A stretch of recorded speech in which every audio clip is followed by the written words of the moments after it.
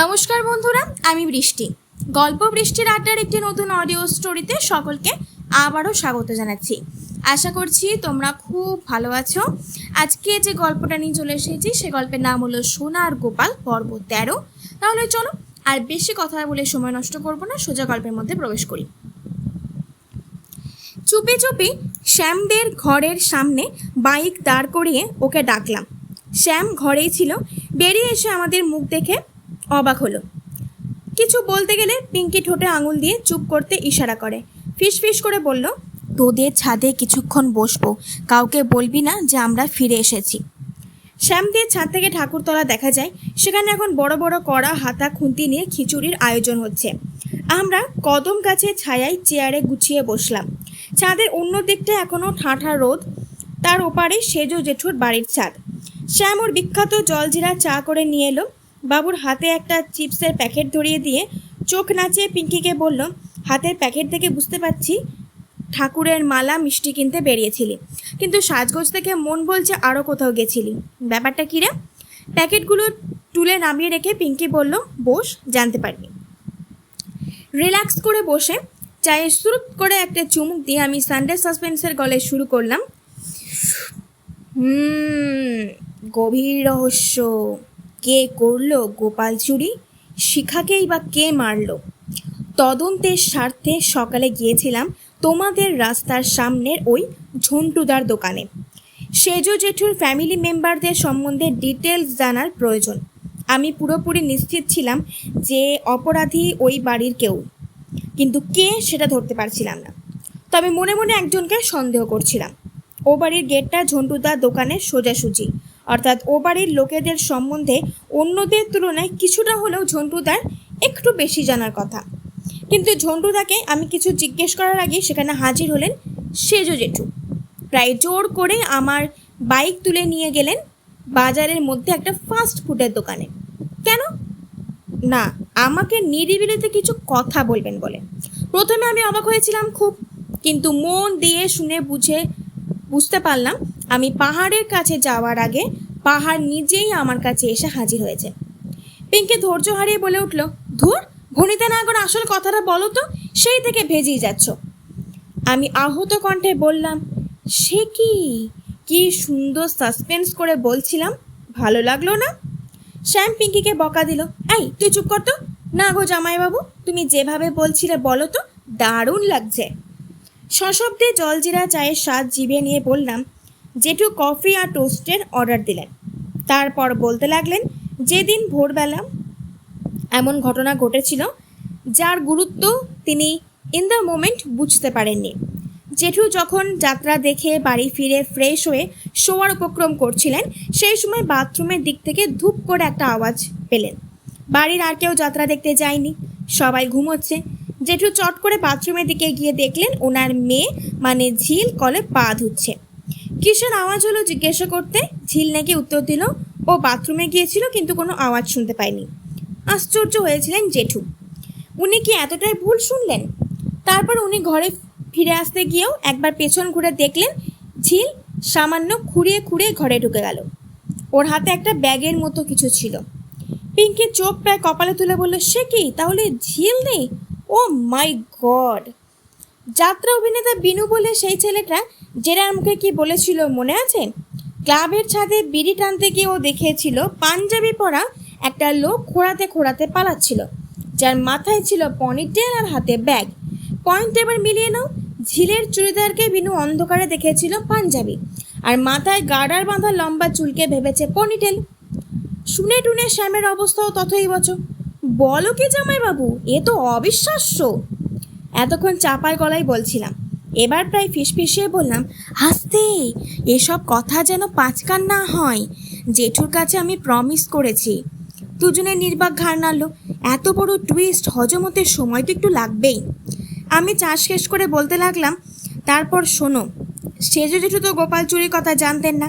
কাল রাতে আমার মুখে শুনলেন স্পোর্টস শু উদ্ধার হওয়ার পর উনি চিন্তায় পড়ে গেলেন। ঝিলের ওপর সব সন্দেহ গিয়ে পড়ল। সারা রাত চিন্তায় ঘুমোতে পারলেন না। সকাল হতেই ঝিলকে চেপে ধরলেন, কিন্তু ঝিল কোনো কিছুই স্বীকার করলো না। এবার জেঠু ওকে আমার জুতো উদ্ধারের কথা বললেন। এও বললেন আমি তদন্ত করে বের করে ফেলেছি যে মূর্তি চোর পাঁচিল ডিঙিয়ে তাদের বাড়িতে ঢুকেছে। এসব শুনে তোমাদের ঝিলদি জেঠুকে একটা কাগজ দিয়ে বলেছে আমায় দিতে। আমি নাকি সেটা দেখলেই সব বুঝে যাব। জেঠু আমার হাতে কাগজটা দিয়ে রিকোয়েস্ট করলেন, আমার একমাত্র নাতনি রিমঝিম, 7 বছর বয়স, ওকে আমি খুব ভালোবাসি বাবা। ঝিলের কিছু হয়ে গেলে ওকে আমি বাঁচাতে পারবো না। গণেশটা পাগল, বুদ্ধিশুদ্ধি কম, ওর হয়ে আমি ক্ষমা চাইছি তোমার কাছে। যেভাবে হোক আমার নাতনিটাকে তুমি রক্ষা করো বাবা, বলে 2 হাতে আমার হাত চেপে ধরে কেঁদে ফেললেন জেঠু। জেঠুর অবস্থা দেখে আমার প্রচণ্ড খারাপ লাগলো। সান্ত্বনা দিয়ে আমি তার কাছে জানতে চাইলাম, ঝিল কি কোনো কাজ টাজ করে? জেঠু বললেন, নিউ টাউনে একটা ইংলিশ মিডিয়াম স্কুলে পড়ায়। আমি জিজ্ঞেস করলাম, ইদানিং তার আচার ব্যবহারে কোনো পরিবর্তন লক্ষ্য করেছেন? উনি বললেন, কিছুদিন আগে থেকে কেমন যেন রুক্ষ বদমেজাজি হয়ে উঠছিল মেয়েটা। সামান্য কারণেই বাচ্চাটার উপরে রেগে গিয়ে বকাবকি করে। কার কাছ থেকে নাকি অনেকগুলো টাকা ধারও করেছে। কি করতে ওর এত টাকা লাগে বুঝি না। স্কুল থেকে ভালো মাইনে পায়, বাড়িতেও ওর কোনো খরচ নেই। ওর মেয়ের পড়াশোনার খরচ তো আমিই চালাই। এ সম্বন্ধে কিছু জিজ্ঞেস করলেও বলতে চায় না। বাচ্চাটার ভবিষ্যৎ যে কী হবে কে জানে। আমি জেঠুকে আশ্বাস দিয়ে বললাম, যদি ঝিল তেমন গুরুতর কোনো অপরাধ না করে তাহলে তার কোনো ক্ষতি হবে না। এতক্ষণ বাদে পিঙ্কি প্রশ্ন করে, জেঠু তোমায় যে কাগজটা দিয়েছে সেটা কোথায়? কি আছে ওই কাগজটায় দেখেছ? শ্যামও কৌতূহলী। আমি প্যান্টের পকেট থেকে মানিব্যাগটা বের করতে করতে বলি, কাগজটায় বাংলা হাতে লেখা একটা ছড়া আছে। ছড়া? ঝিল দিয়ে তোমায় ছড়া দিয়েছে? পড়ে দেখেছ? পিঙ্কি হাত পাতে ছড়াটা দেখার জন্য। একবারই পড়ার সময় পেয়েছি, কিন্তু কিছু বুঝতে পারিনি। মানিব্যাগ থেকে কাগজটা বের করে ওদের হাতে দিলাম। ওরা ভাঁজ খুলে একে একে ছড়াটা পড়লো, তারপর মাথা নাড়তে নাড়তে আমার হাতে ফেরত দিল, অর্থাৎ ওরাও কিছু বোঝেনি। পিঙ্কি ভুরু কুচকে প্রশ্ন করলো, কি হতে পারে এটা বলো তো? ছড়াটা দেখতে দেখতে বলি, কি জানি, ঠান্ডা মাথায় এটা নিয়ে বসতে হবে।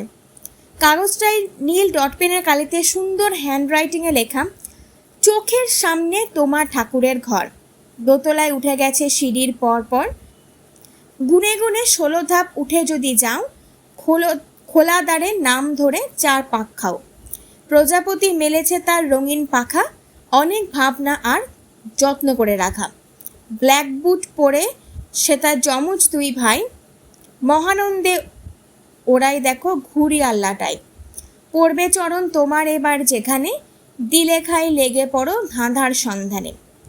ছড়ার ছন্দ দেখে যেন ভুলো না, অনেক সময় চেনা সব হয় অচেনা, খুন করা হয়েছে চেলা কাঠ দিয়ে, লাল নীল আবিরের সব গেছে ছেয়ে, অনেক গভীরে এ বাড়ির ভিত, পরবর্ণ মিললেই হবে সব জিত, সংসেজের রং মেখে থাকে রাতভোর, সব কিছু নির্ভর তোমার ওপর। শ্যাম গলার স্বর নিচু করে বলল, আমার মনে হচ্ছে এটা কোনো গুপ্তধনের সংকেত। শুনে আমি হেসে ফেলি। শ্যামের কল্পনা শক্তি তারিফ করার মতো। পিঙ্কি তাড়াহুড়ো করে বলল, ওটা তুমি পরে একা বসে উদ্ধার করো। এখন বলো, সোনার দোকানে বুড়োটা ভেতরে নিয়ে গিয়ে কি বললো? কোন সোনার দোকান? কোন বুড়ো? শ্যাম অবাক হয়ে প্রশ্নের ফোয়ারা ছোটায়। পিঙ্কি জগৎবন্ধু জুয়েলার্সের সমস্ত ঘটনার সংক্ষেপে বলল শ্যামকে। শেষে বলল, ব্যাটার ছেলে বুড়োটা তো কিছুই বলবে না নকল মূর্তির অর্ডার কে দিয়েছে। তখন তোর জামাইবাবু একটা চাল খাটালো, বুড়ো সেই চালে ফেঁসে গিয়ে ওকে আলাদা ভেতরে নিয়ে গিয়ে বলল, সেটাই আমি শুনিনি। এই বলো না। বুড়ো আমায় ভেতরে নিয়ে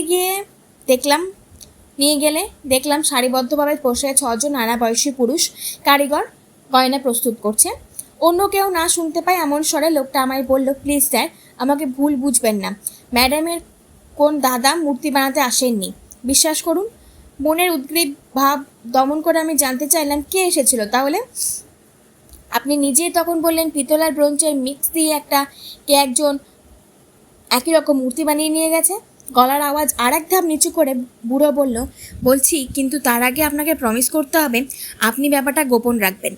একই দিনে 3 ঘন্টার সময়ের মধ্যে তৃতীয়বার আমায় প্রমিস করতে হলো। তারপর লোকটা বলল, সেই ব্যক্তি হলো বৈকুণ্ঠ চৌধুরীর মেয়ে ঝিল চৌধুরী। আমি আগে আন্দাজ করেছিলাম বলে আর আশ্চর্য হলাম না। এর আগেও নাকি সে একাধিকবার গয়না বিক্রি করে টাকা নিয়ে গেছে, মুখ বন্ধ রাখার জন্য আলাদা করে টাকাও দিয়েছে।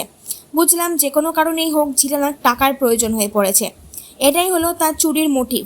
অন্য কোনো উপায় না পেয়ে শেষে এই রিস্ক নিয়ে অন্যায় কাজে লিপ্ত হয়েছে, কিন্তু প্রশ্ন হলো এত টাকা ওর দরকার কেন? উত্তরে পিঙ্কি বলল সেটা একমাত্র ঝিল দিয়েই বলতে পারবে। কিন্তু আলটিমেটলি ব্যাপারটা খুব খারাপ হলো। আচ্ছা, শিকার মার্ডারটাও কি ঝিলদি করেছে? আমার তো তাই মনে হচ্ছে। এই প্রশ্নগুলির উত্তর জানার জন্য ইমিডিয়েট এই ধাঁধাটার সমাধান করা দরকার। তোমাদের ঝিলদি খুবই ইন্টেলিজেন্ট, হয়তো এর মধ্যেই লুকিয়ে রেখেছে সব। যাক বাবা, নিশ্চিন্ত হওয়া গেল। অপরাধীকে সেটা তো জানা গেছে, মানে গোপাল এবার পাওয়া যাবে। ঠিক আছে, তুমি এখানে নিরিবিলিতে বসে ওটা সমাধান করো, আমি যাই, অনেক কাজ পড়ে রয়েছে। শ্যাম বলল বস না, যাবিক্ষণ, আজ তো আর রান্না নেই। না রে, মাসিরা এসেছে না, এখনও দেখা করিনি, খারাপ ভাববে। শ্যামের কোলে বসে আমাদের বাবু চিপস খাচ্ছিল।